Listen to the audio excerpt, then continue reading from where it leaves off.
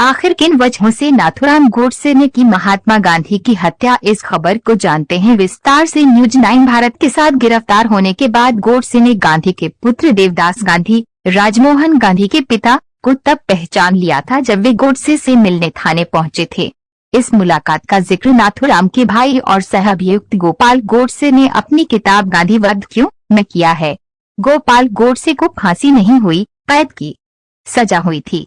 जब देवदास गांधी पिता की हत्या के बाद संसद मार्ग स्थित पुलिस थाने पहुंचे थे, तब नाथूराम गोडसे ने उन्हें पहचाना था। गोपाल गोडसे ने अपनी किताब में लिखा है, देवदास शायद इस उम्मीद में आए होंगे कि उन्हें कोई विभत्स चेहरे वाला गांधी के खून का प्यासा कातिल नजर आएगा, लेकिन नाथूराम सहज और सौम्य थे। उनका आत्मविश्वास बना हुआ था। देवदास ने जैसा सोचा होगा उससे एकदम उलट। नाथूराम ने देवदास गांधी से कहा, मैं नाथूराम विनायक गोडसे हूँ, हिंदी अखबार हिंदू राष्ट्र का संपादक। मैं भी वहाँ था जहाँ गांधी की हत्या हुई। आज तुमने अपने पिता को खोया है। मेरी वजह से तुम्हें दुख पहुँचा है। तुम पर और तुम्हारे परिवार को जो दुख पहुँचा है, इसका मुझे भी बड़ा दुख है। कृपया मेरा यकीन करो, मैंने ये काम किसी व्यक्तिगत रंजिश के चलते नहीं किया है। न तो मुझे तुमसे कोई द्वेष है और न ही कोई खरा भाव। देवदास ने तब पूछा, तब तुमने ऐसा क्यों किया? जवाब में नाथूराम ने कहा, केवल और केवल राजनीतिक वजह से। नाथूराम ने देवदास से अपना पक्ष रखने के लिए समय मांगा, लेकिन पुलिस ने उसे ऐसा नहीं करने दिया।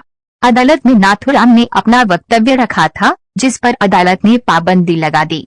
गोपाल गोडसे ने अपनी पुस्तक के अनुच्छेद में नाथूराम की वसीयत का जिक्र किया है, जिसकी अंतिम पंक्ति है, अगर सरकार अदालत में दिए मेरे बयान पर से पाबंदी हटा लेती है, ऐसा जब भी हो, मैं तुम्हें उसे प्रकाशित करने के लिए अधिकृत करता हूँ। ऐसे फिर नाथूराम की वक्तव्य में आखिर है क्या? उसमें नाथूराम ने इन पहलुओं का जिक्र किया है। पहली बात, वह गांधी का सम्मान करता था। उसने कहा था, वीर सावरकर और गांधी जी ने जो लिखा है या बोला है, उसे मैंने गंभीरता से पढ़ा है। मेरे विचार से पिछले 30 सालों के दौरान इन दोनों ने भारतीय लोगों के विचार और कार्य पर जितना असर डाला है, उतना किसी और चीज ने नहीं। दूसरी बात जो नाथूराम ने कही, इनको पढ़ने और सोचने के बाद मेरा यकीन इस बात में हुआ कि मेरा पहला दायित्व हिंदुत्व और हिंदुओं के लिए है। एक देशभक्त और विश्व नागरिक होने के नाते 30 करोड़ हिंदुओं की स्वतंत्रता और हितों की रक्षा, अब पूरे भारत की रक्षा होगी, जहां दुनिया का प्रत्येक 5वां शख्स रहता है। इस सोच ने मुझे हिंदू संगठन की विचारधारा और कार्यक्रम के नजदीक किया। मेरे विचार से यही विचारधारा हिंदुस्तान को आजादी दिला सकती है और उसे कायम रख सकती है। इस नजरिए के बाद नाथूराम ने गांधी के बारे में सोचा।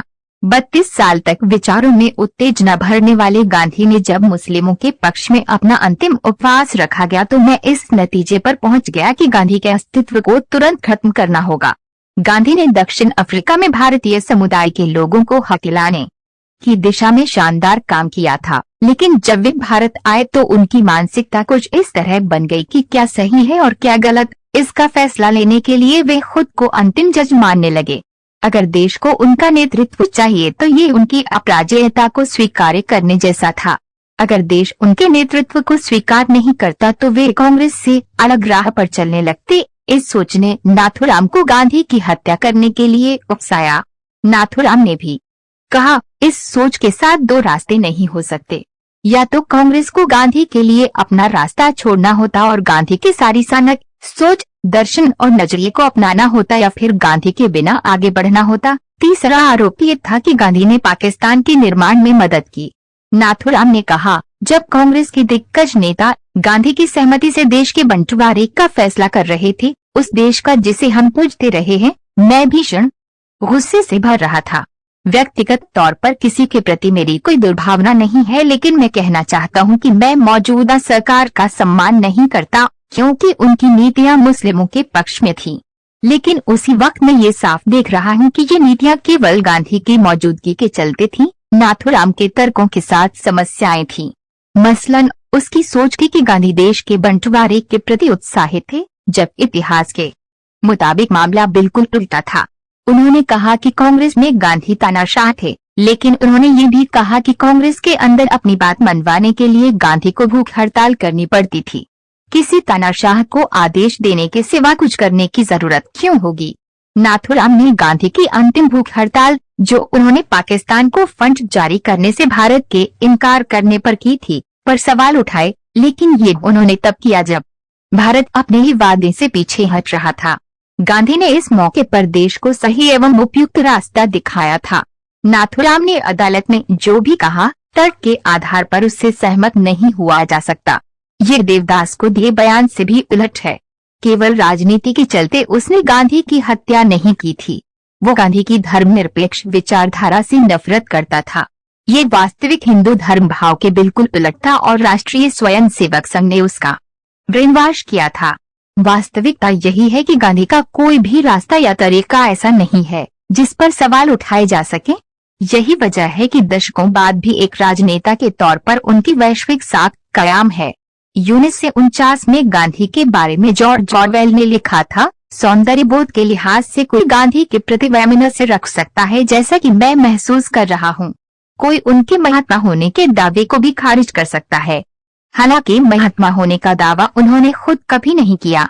कोई साधुता को आदर्श के तौर पर ही खारिज कर सकता है और इसलिए ये मान सकता है कि गांधी का मूल भाव मानव विरोधी और प्रतिक्रियावादी था।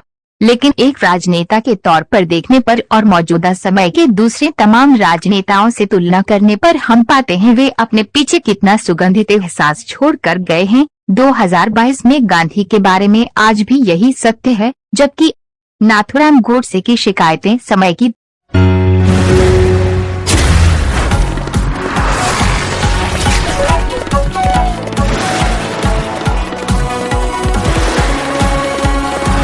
Thank you.